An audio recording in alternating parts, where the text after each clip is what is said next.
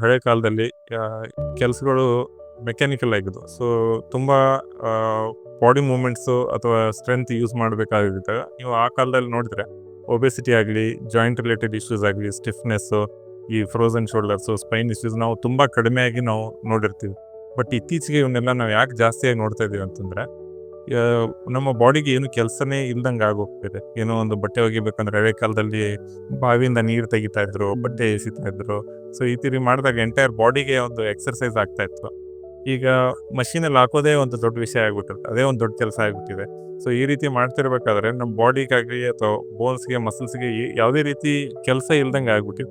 So ಇದು it's atrophy ಅಂತ ಹೇಳ್ತೀವಿ. ಏನು ಮಾಡದೇ ಇದ್ದಾಗ ಮತ್ತು ಇಂಪಾರ್ಟೆನ್ಸ್ ಕಡಿಮೆ ಆಗ್ತದೆ. ಹೋಗ್ತಾ ಹೋಗ್ತಾ ಮಸಲ್ ಸ್ಟ್ರೆಂತ್ ಕಡಿಮೆ ಆಗುತ್ತೆ, ಬೋನ್ ಡೆನ್ಸಿಟಿ ಕಡಿಮೆ ಆಗುತ್ತೆ. ಒಂದೇ ಪೊಸಿಷನಲ್ಲಿ ಇದ್ದು ಕಾರ್ಟಿಲೇಜ್ ಅಫೆಕ್ಷನ್ಸ್ ಆಗಿ, ಜಾಯಿಂಟ್ ಸ್ಟಿಫ್ನೆಸ್ಗಳು, ಸ್ಪೈನ್ ಡಿಫಾರ್ಮಿಟೀಸು, ರಾಂಗ್ ಪೋಸ್ಚರ್ಸು, ಈ ರೀತಿ ಎಲ್ಲ ಆದಾಗ ಬಾಡಿ ಮೇಲೆ ಇದರ ಪರಿಣಾಮ ಬೀರ್ತಾ ಹೋಗ್ತದೆ. ಸೊ ಈ ರೀತಿ ಆಗಿರೋದ್ರಿಂದ ನಾವು ಈ ಕಾಲದಲ್ಲಿ ಯಂಗ್ಸ್ಟರ್ಸಲ್ಲಿ ಕೂಡ ಆರ್ಥೋಪೆಡಿಕ್ ಇಶ್ಯೂಸ್ನ ಹೆಚ್ಚಾಗಿ ನಾವು ನೋಡ್ತಾ ಇದ್ದೀವಿ.